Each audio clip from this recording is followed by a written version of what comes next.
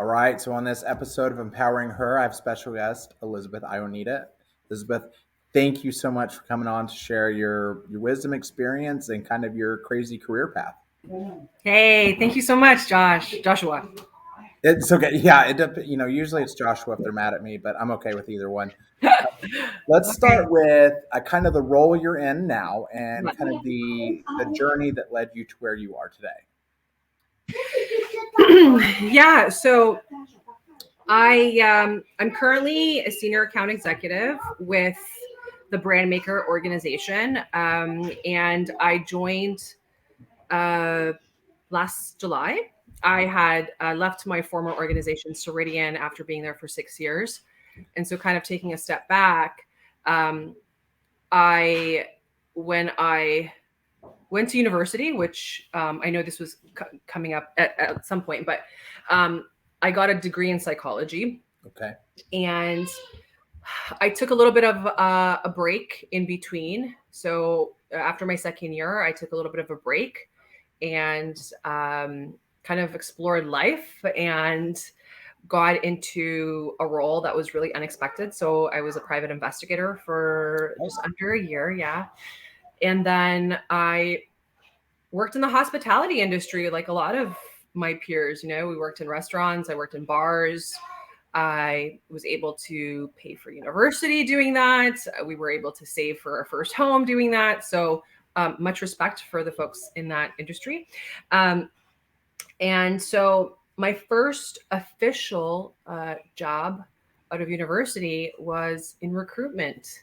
okay. So I was starting to recruit. I started in technical recruitment, so I was more focused on the software developers, the QA folks, the engineers, and things like that. And then as I started getting more comfortable, especially within the industry of tech and of SaaS, I moved into more executive search. So now I was more headhunting for director, VP, and above level roles. And so I had spent, a lot of time forging relationships with folks in HR. And then, of course, finding talent, specifically in the sales and revenue domains. And so I said, you know what? Let me give this software sales thing a shot. And so I wanted to go into an industry where I knew who I would be selling to. And for me, that made sense to join Ceridian, who is in the human capital HR space. Okay. And yeah, I spent a lot of those career defining years there. And so fast forward, I jumped into an entirely different space, marketing tech. So who knows? Maybe I'll end up going into marketing from here. But yeah, no, that's kind of high level of where I'm at. So this is interesting because usually when I hear the word account executive, the AE role, I tend to think of that next step above an SDR. Uh, so kind of let's break down like your day-to-day activities and kind of so that way, students that are watching this, they can kind of go, oh, I would really like to do that. Or they might go, that's interesting. But, this way we kind of get an idea, we get exposure to, like what the roles actually look like. Yeah. Yeah. So with Ceridian, I came into a role. I was a sales rep, but I never came in or started my career in a sales development role. Okay. So I jumped right into direct sales, and then I kind of had a hybrid role. So was responsible for net new customer acquisition, but then I would keep those accounts and nurture those accounts. So I had that account management, customer success exposure as well. Now, 2022, obviously the last few years have been really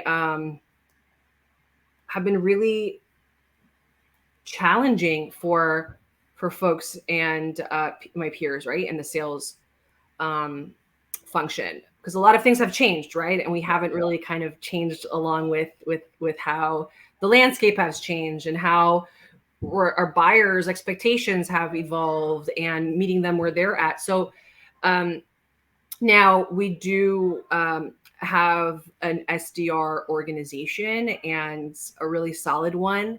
Um, the one thing that I've come to really appreciate on the Allocadia brand maker side, there was an acquisition at around the same time I joined. So we're right now kind of forging and coming together as one organization. So a lot of exciting things to come. But the one thing I have to say is that the sales development profession or the role itself, let's be honest, is kind of taking a beating right now Yeah. for a lot of reasons. Um, Now that being said, not every organization is going to um, have the same reality, right? So it's going to be very dependent on your go to market motion, the type of product you're selling, who you're selling to. And in our case, we sell into the marketing organization with a specific focus on marketing operations. Okay. And marketing operations has evolved very quickly, and because they're right at that intersection between people, processes, and tools and technology, they're really, what we like to say is the backbone and the foundation of any strong, sustainable marketing organization. And so our sales development teams, like they know exactly the types of challenges we're solving. They know the use cases. They know um, the different frictions or disruptive factors that a lot of our customers are experiencing and navigating. And so, because we're such like a tight knit team where we are very much on the same page, we're very much aligned, right, in terms of how we want to be able to get in front of the people, right, and start having conversations. I think it's more about being out there, providing value, providing context around some of the challenges we know we're aware of, and kind of maybe take off the foot from the speed on the pedal in terms of like that. Let's get a call. Would you like to, like, let's jump on a call? And so for us, it's we're obviously going through a period of transition, but I think one thing for anyone who is considering this type of role or the types of things that they should be aware of, it has to start with who are you wanting to get in front of and who are you hoping to help. So for me, one critical thing was that I came from a world where I knew HR people, I knew culture people, I knew finance people, I knew people who were responsible for driving human capital strategy, right? Their talent acquisition strategy. And so for me to kind of do a complete 180 and transition into the world of marketing, for me, a lot of my world and time has been spent just learning as much as I can about the different domains within marketing: demand generation, digital, field marketing, content marketing, marketing operations, the different tools and technologies that they're using across not only marketing, but what their sales organizations and their revenue organizations are leveraging, and how they're basically um, trying to tie marketing investment Yeah. to revenue impact, right? So for that, and I think one thing, regardless of the domain or space you play in, is try to do as much research as you can. And this is where, for many years I was like, what am I going to do with a psych degree?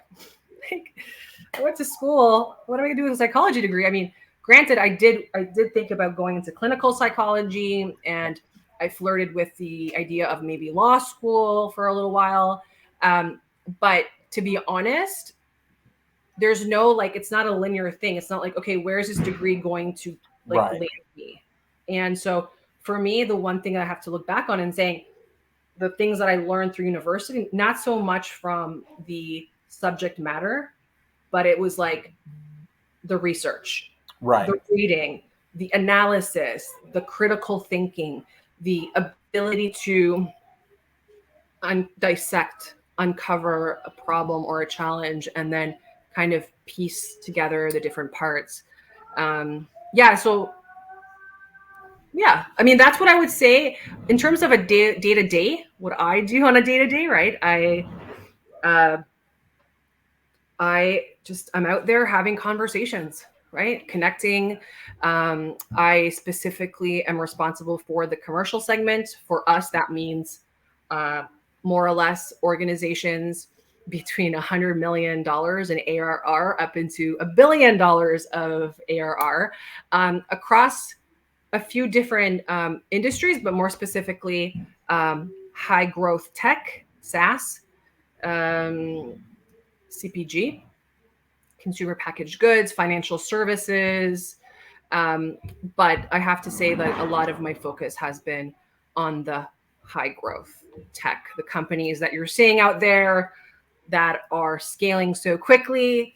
They're scaling much more quickly than their teams and processes are able to do so. And so for me, it's just been like really eye opening, really understanding how companies go to market, how their teams are tasked to go to market, and how everyone is just doing their very best to kind of navigate the realities and make as much impact as possible, whether that's from a revenue perspective or a culture or people process perspective.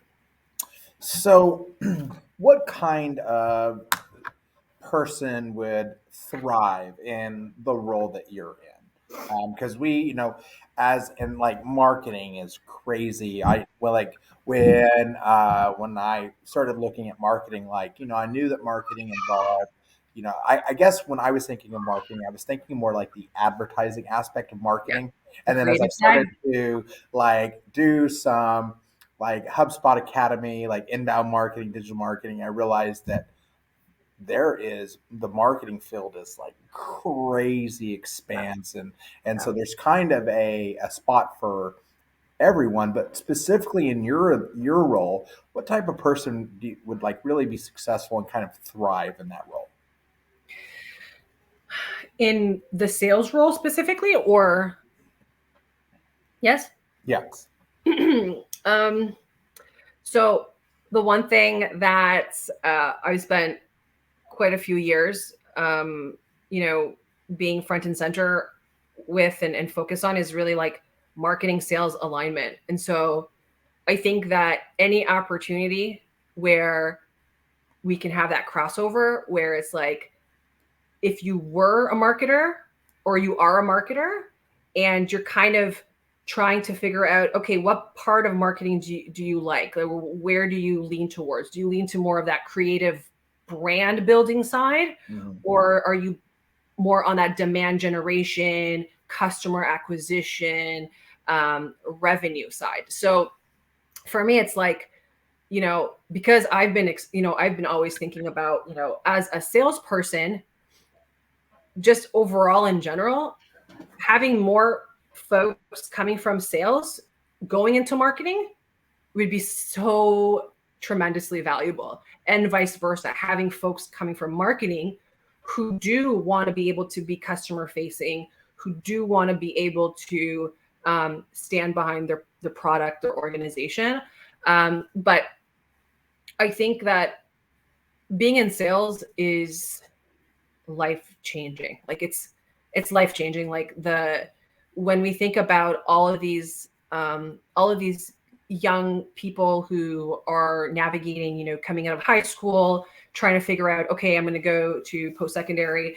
What am I going to do? Right? What field am I going to go in? And Right. a lot of the time, like we're not given the time. We don't have the foresight to say, okay, I want to go into computer science, or I wanted to go into Right. programming, and and like the whole thing around STEM and not having enough girls being Right. able to have bolster them towards that. I think that,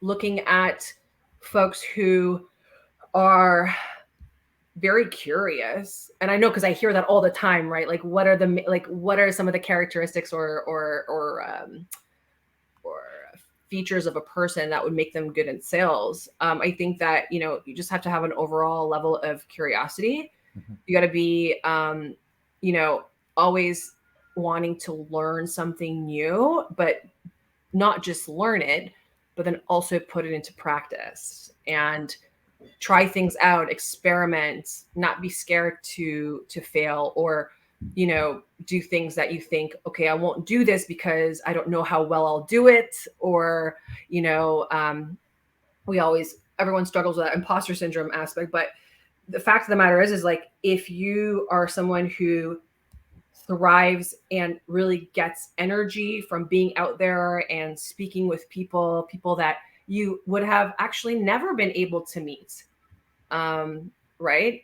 Pre pre COVID or pre anything, right? Like I just Yeah. feel that if you're a type of person who is willing to take risk and is not scared of a challenge, and just like very inquisitive, Mhm. right? Want to be curious, want to be inquisitive, person that asks a lot of questions, right? Because in sales, you get to a point where it becomes all about the questions we ask and like what questions are good questions to ask, which ones are but I think you can't really get to a point where you're saying I know this question is a good question until you've asked the questions, right? And then Right.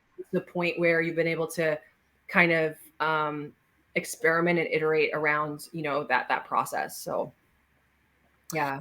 Okay. Lots to unpack there. Yeah.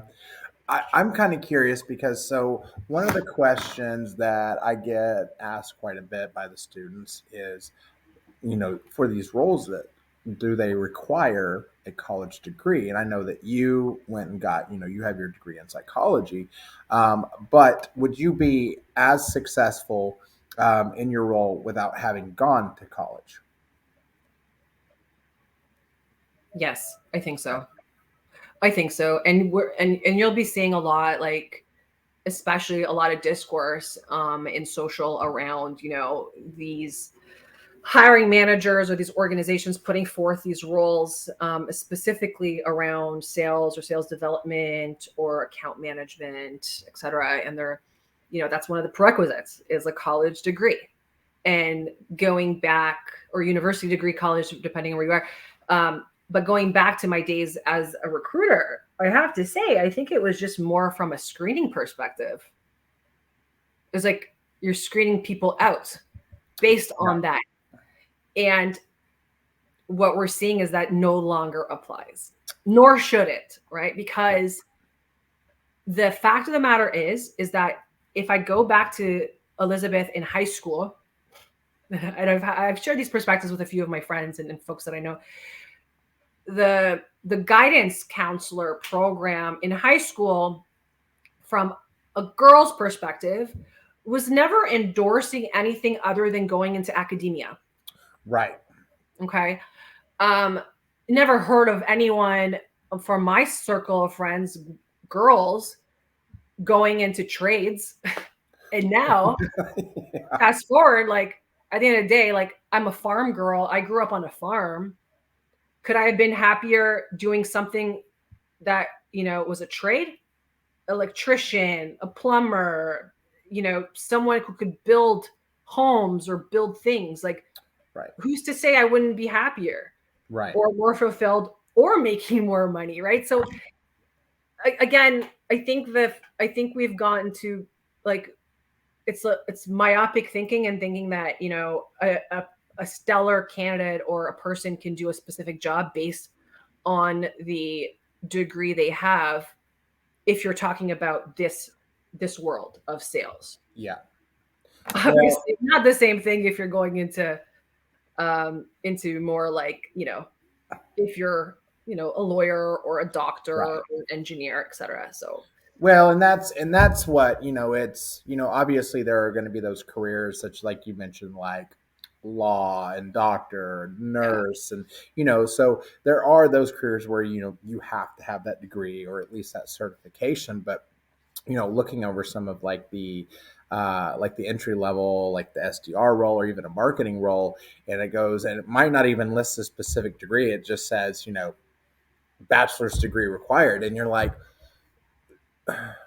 well, so I could have a degree in anything that doesn't relate to the field. So what, what sense does that make, just to go, oh, you need to go and spend $50,000 on a degree to get to, so yeah, this, like, it's Doesn't kind make of sense. mind boggling. And I agree. I think we're going to start to see that shift. And and that's kind of one of the reasons why I started, I got on LinkedIn and said, hey, women in leadership and those that are in like recruiting and sales and marketing and project management, like, I want to bring this world to my students Yeah. that was not shown to me, that wasn't shown to many people until, like, some of them like later in life. And so instead of, even with our vocational programs, like, we rarely even talk about those vocational programs. It's always like, here's college, here's college, here's college, and you're seeing more and more students that are like, I don't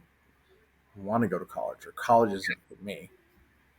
But this is everyone's doing it. This is the general like, and so that's why like a lot of folks are probably, going to watch this and say like I wasted a lot of my years doing a degree that I had no desire to do, and I just did it because I needed that diploma or I needed that certificate. Um, I spent a lot of time in, again, because I took a break and went back, I finished my degree, but like nothing teaches you more than real life. Like being working with people, understanding that not all of us come from different backgrounds or share the same perspectives. And it's in that ability to engage with people and have those intelligent conversations. That's where you develop emotional intelligence. It's not in the classroom, especially now over in your computer. It's in like understanding the hardships in life and being able to say and witness like the things that maybe you take for granted, or the things that you feel that you have to impart on someone else, because being able to support someone gives you much more gratification than any sort of transaction, which now leads me to this notion of mentorship. And so I think that if anyone is thinking of entering sales and they don't foresee themselves going to get a degree of some sort or whatever, I think there'd be a lot of value for people. Like I think about, I don't even know what year I would have created my LinkedIn profile, but like wouldn't it be fascinating if some students, right, got themselves on LinkedIn and then from there started building a network, forging relationships, building rapport with people like me, with executive leaders in sales, to say, I don't want a committed, time from you, or, I don't want you to think that I want you to be my mentor. And it's such like a, it's such a time commitment. But I think that the more they can be exposed to, and we can share with them some of the things that we're experiencing. And I think the problem is that we can learn things from a textbook, or we can read articles. It's very different when you're living through that time and actually living the shifts. So right now we're seeing that shift, right? The change in B2B, the shift in how sellers and buyers and companies and consumers interact. I think there's a lot of value, and I think we could take some of that time back, as opposed to putting it towards an endeavor like a degree that we're not like 200% behind. Well, yeah, and I think that's why we see so many boot camps coming up. But I think that's actually like an amazing idea. Is, imagine if you had those group of students that got on LinkedIn and said, "Hey, we're not quite sure what we want to do, but we would love to speak with people in leadership and have a little bit of guidance on what things look like." And then you could really create, not necessarily like a mentorship, but you would have these leaders and adults and stuff that could really kind of take a group of kids and almost have like a little cohort going on, so they Yeah. would like direct one-on-one exposure, and that could be absolutely life changing, which maybe that's where I need to push next. Yeah, and honestly, like I remember in early 2020 when I was away on my second maternity leave, I started thinking a lot about things like this and outreaches in community and all of that. And I always thought, how cool would it be if I ever got the opportunity to like, you know, be in front of a class of great people in grade 12 who are at a point where they're like, what's on the other side of this? Like what's the real world? Like what is it like right now out there?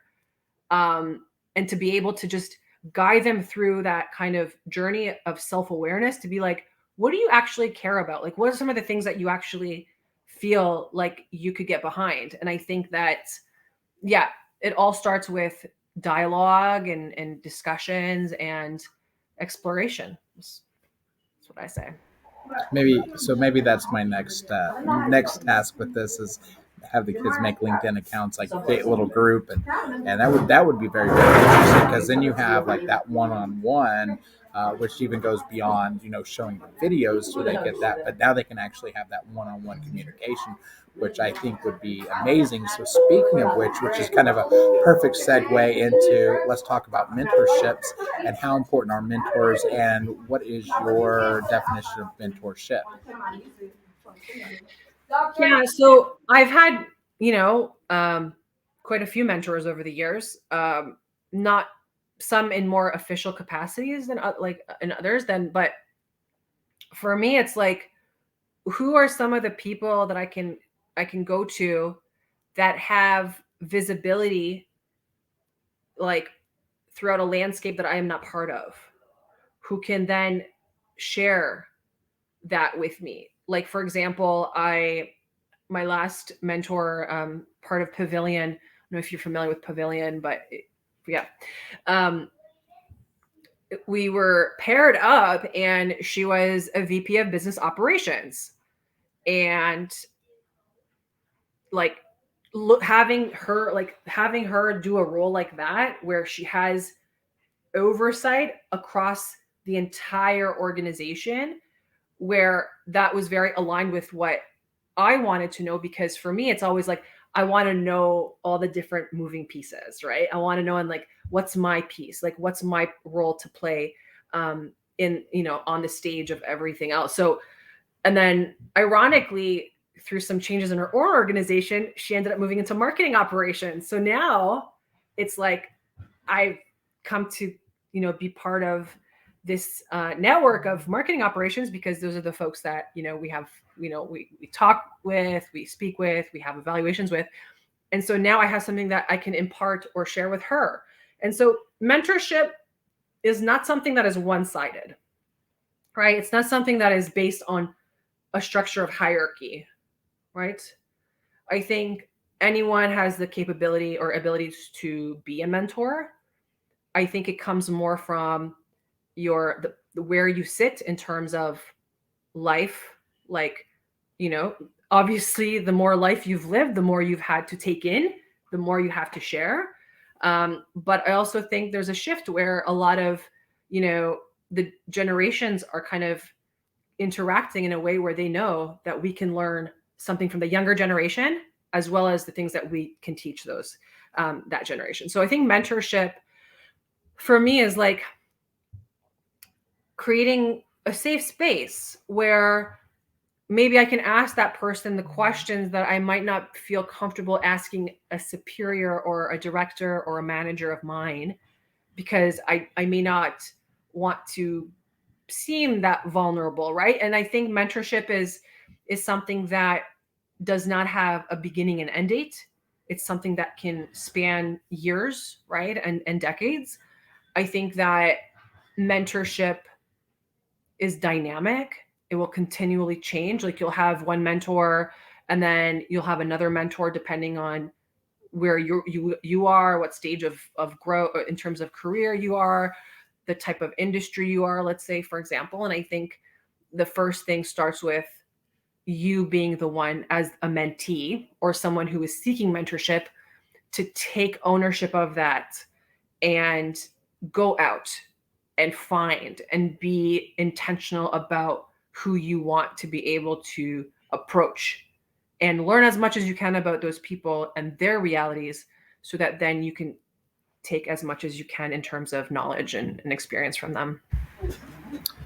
Amazing, amazing, amazing. Thank you so much. Well, I really, really appreciate you taking the time to share all this Yeah. information, and I think it's been amazing. And um, talking to you has given me a couple ideas of where to go next. So that's like, I love it. So we'll chat very, very soon. And thank you so much. All right. Thank you so much. Have a good week. You too. Bye. Bye.